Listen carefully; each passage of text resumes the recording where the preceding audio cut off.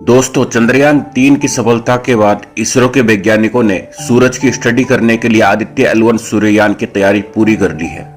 सूर्ययान को जल्द ही 2 सितंबर के दिन सूरज की सफल उड़ान के लिए रवाना कर दिया जाएगा। दोस्तों, इस मिशन का उद्देश्य सूरज के विकिरणों की स्टडी करना है। लेकिन अब सवाल आता है कि सूरज तो बहुत ज्यादा गर्म होता है, तो यह सूरज का सामना कैसे करेगा और सूरज पर कैसे जा पाएगा।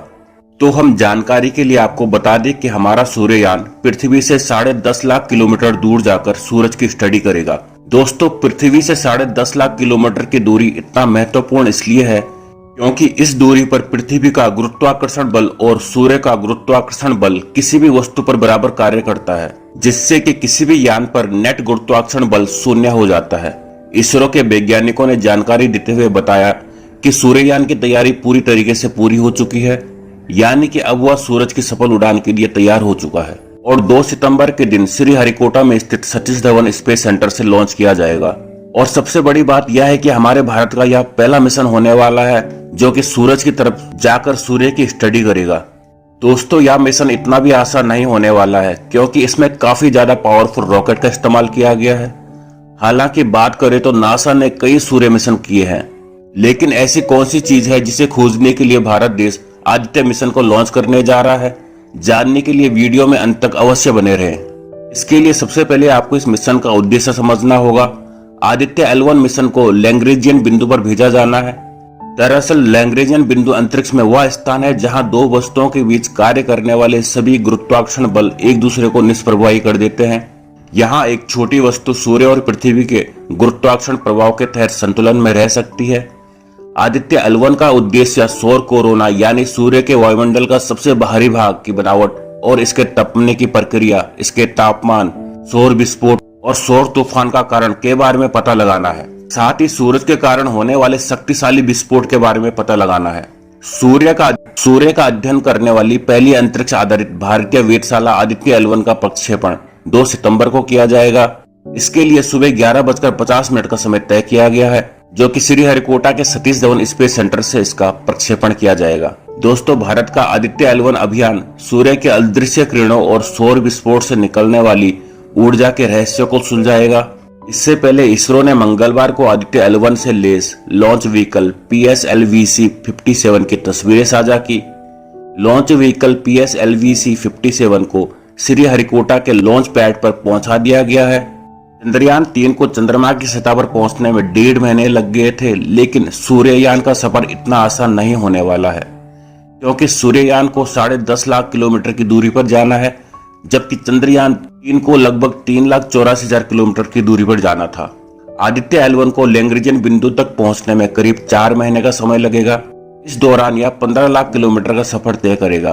चंद्रयान-3 की तरह यह भी अलग अलग कक्षाओं से गुजरकर अपने लक्ष्य तक पहुंचेगा, यानी आदित्य L1 को भी सीधे सीधे नहीं भेजा जाएगा। आपको जानकारी के लिए बता दें कि अंतरिक्ष में 5 लैग्रेंजियन बिंदु हैं, जिन्हें L1, L2, L3, L4 और L5 के रूप में परिवहन किया गया है। अब सवाल आता है कि सूर्य का अध्ययन लैग्रेंजियन बिंदु से ही क्यों किया जाना है? क्या किसी और स्थान से सूर्य का अध्ययन नहीं किया जा सकता? इसके लिए आपको बता दें कि लैग्रेंजियन बिंदु अंतरिक्ष अन्वेषण के लिए उपयोगी है क्योंकि यहाँ कम ऊर्जा वाली कक्षाएं होती हैं। इसके साथ ही इस बिंदु से अंतरिक्ष के कुछ क्षेत्रों को आसानी से देखा जा सकता है।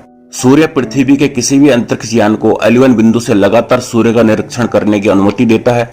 दूसरी ओर सूर्य और पृथ्वी के बीच L2 बिंदु से दूरबीनों के जरिए गहरे स्थान का स्पष्ट दृश्य दिखाई देता है। L4 और L5 बिंदु पर क्षुद्र ग्रह होते हैं जो सूर्य के चारों ओर एक ग्रह की कक्षा को साझा करते हैं। सूर्य कई ऊर्जावान कणों और चुंबकीय क्षेत्र के साथ लगभग सभी तरंग दैर्ध्य में विकिरण का प्रकाश छोड़ देता है। हमारी पृथ्वी का वायुमंडल और उसका चुंबकीय क्षेत्र एक सुरक्षा कवच के रूप में काम करता है। दोस्तों, पृथ्वी कई हानिकारक तरंगों, दैत्य विकिरणों को रोकती है क्योंकि कई विकिरण ऐसे हैं जो पृथ्वी की सतह तक नहीं पहुंच पाते हैं। इसलिए सूर्ययान के उपकरण ऐसे विकिरण का पता नहीं लगा पाएंगे। इसी वजह से इन विकिरणों पर आधारित सौर अध्ययन भी नहीं किए जा सकेंगे। हालांकि ऐसे अध्ययन पृथ्वी के वायुमंडल से बाहर यानी अंतरिक्ष के अवलोकन के लिए किए जा सकते हैं। इसी प्रकार एक सवाल उठता है कि सूर्य से निकलने वाले वायु के कण और चुंबकीय क्षेत्र ग्रहों के बीच अंतरिक्ष में कैसे यात्रा करते हैं। इसे समझने के लिए ऐसे बिंदु से अध्ययन किया जाना चाहिए जो पृथ्वी के चुंबकीय क्षेत्र के प्रभाव से बहुत दूर है। इन्हीं प्रभावों के कारण अंतरिक्ष में सूर्य की किरण गमन कर पाती है। आपके मन में भी सूर्य को लेकर कई सवाल उठते होंगे कि यदि सूर्य न होता तो क्या होता, सूर्य किस प्रकार का है, ये सारे ग्रह सूर्य के चक्कर क्यों लगाते हैं। ऐसे में आइए आज हम आपको सूर्य से जुड़े कुछ रोचक बातें बताते हैं जिनके बारे में जानकर आपको हैरानी होगी। असल में सूर्य एक तारा है जो हमारे सौर मंडल में सबसे बड़ा है। आग के इस विशाल गोले में 70% से अधिक हाइड्रोजन गैस और 26% तक हीलियम मौजूद है। सूर्य आकार में इतना बड़ा है कि इसमें हमारी पृथ्वी जैसे सैकड़ों या उससे भी अधिक ग्रह समा सकते हैं। दोस्तों, पृथ्वी और सूर्य के बीच तकरीबन 15 करोड़ किलोमीटर की दूरी है। साथ ही यह हमारे सौर मंडल का सबसे विशाल पिंड है। सूरज का व्यास करीब 13,90,000 किलोमीटर है। पृथ्वी के मुकाबले देखा जाए तो यह लगभग 109 गुना बड़ा है।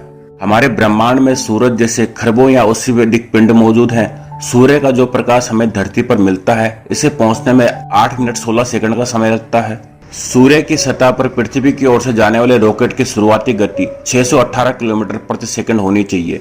आग के इस गोले के अंदर का तापमान 1.5 करोड़ डिग्री सेल्सियस बताया जाता है। दोस्तों, सूरज पृथ्वी से करीब 13 लाख गुना बड़ा है और इसका गुरुत्वाकर्षण बल भी पृथ्वी से 27 गुना ज्यादा है।